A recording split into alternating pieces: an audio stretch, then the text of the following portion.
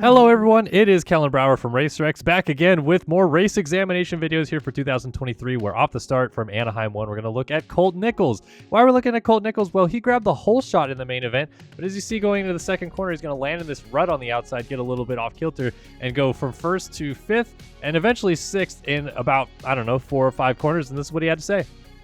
Coming out of the gate, I mean, I don't know if I whole shot or not, but I was 1 or 2 coming into the first turn, and it was like I didn't know what to do with it. I fumbled pretty hard. I went from first to sixth, I think, in about 4 jumps. So just deer in the headlights a little bit. So that was pretty funny for his first career 450 main event start, but I also wanted to highlight how close it was to actually getting the whole shot in the main event. You can see, Tomac, Barcia, and Nichols all side by side. It looks like Tomac's boot actually got there first, but the whole shot does go to Nichols. I think they base it off the transponder, so it was really close, but it's kind of funny little tidbits there from the start of the 450 main event. A little bit later on, Eli Tomac is going to go down on the tunnel jump and had a wild little rodeo up to the top of it, but I feel like once he was up here, it got even crazier as he has Sexton and Malcolm Stewart and Ken Roxon nearly miss him. First of which, though, James Stewart approved scrub right here. This is absolutely fantastic. And then the little dismount off of this with the one hand kind of scrub off the top of the jump. Pretty good little, landing right there. But actually, everybody else missing him is pretty miraculous. As you see right here, Stewart's going to jump over top of him, and Eli picks up the bike as Stewart is like right on top of him. He even does this like little hip thrust to make sure he doesn't get landed on his back or anything like that.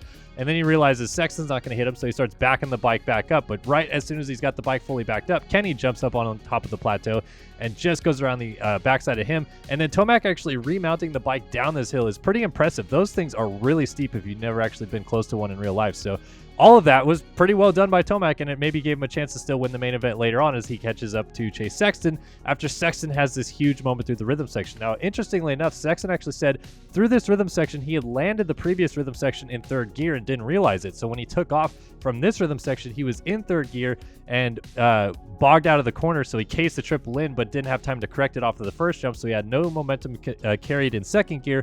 For the next jump, really cases that one hard. Actually, a pretty impressive save that he doesn't go down in that one, because it looked like he could have easily gotten kicked forward and up and over the bars, but just kind of uses it like a little whoop section.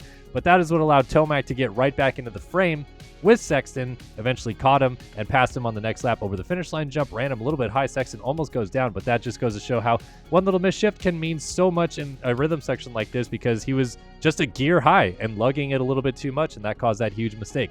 Now, of course, we have to end this video by talking about, or end the 450 class part of the video, I should say, by talking about Malcolm Stewart going over the bars. And I wanted to highlight a couple things specifically about coming into this section, because people are like, did he hit neutral? Was it a weird false neutral thing?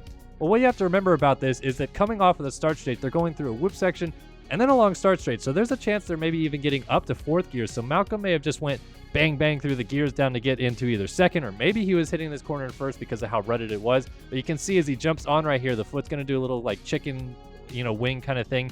That's him shifting up. And so he's trying to get into second gear would be my guess, and he just finds neutral and goes over the bars. I mean, tough luck. It's just one of those things where, again, a slight little misshift or a slight, thing going differently doesn't result in him going over the bars. Good job by Ferrandis and Webb to not hit Stewart here as he's getting out of the way. And then Stewart, of course, did also finish 16th in this main event. The transponder had fallen off his bike, so he was initially listed as 22nd, but he does finish 16th, and he is going to be good to go for this weekend in San Diego. I want to remind everybody that this video is presented by OnX Off-Road. Know where to go with the #1 off-road GPS app. Access 500,000 plus miles of trails and roads, open dates, and public lands. Download the OnX Off-Road app today. Moving on to the 250 class, we really only have one thing to talk about from the 250 class, unfortunately, and it's Austin Forkner's wild crash going into the first turn of the main event, which also was the end of his season as he has tore his ACL, done some damage to his MCL and a bunch of other things in his leg, like some bone fractures, and then he actually also broke his wrist. But I wanted to just kind of slow this down and highlight how chaotic a start can go in the matter of just a few milliseconds. As they get off the gate right here, it's actually going to start when Hampshire and Forkner slowly start coming together, and it's just a little tap of the elbows together that pushes Forkner back to the right. Now, when he lands from this wheelie that he's in, his front tire is turned to the right, so he's going to edge over to the side into his teammate McAdoo, and that just kind of leans him off the side of the bike, and then he goes flipping and tumbling down the track.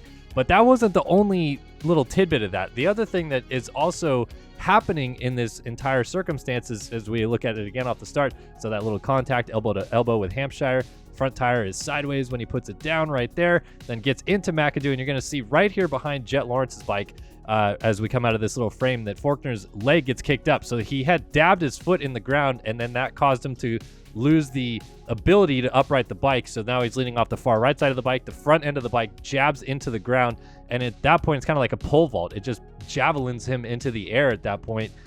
Which is almost like a MotoGP crash. It looks very similar to when someone high sides on a MotoGP bike. So very unfortunate. A lot of damage done to Forkner's knee, and that's going to be the end of his Supercross season. Hopefully we see him back for outdoors, but a very unfortunate start to the 250 Supercross West Class this season. Jet Lawrence, of course, goes on to win the main event, but we hope Forkner heals up soon, and we get ready to move on to San Diego this weekend without him.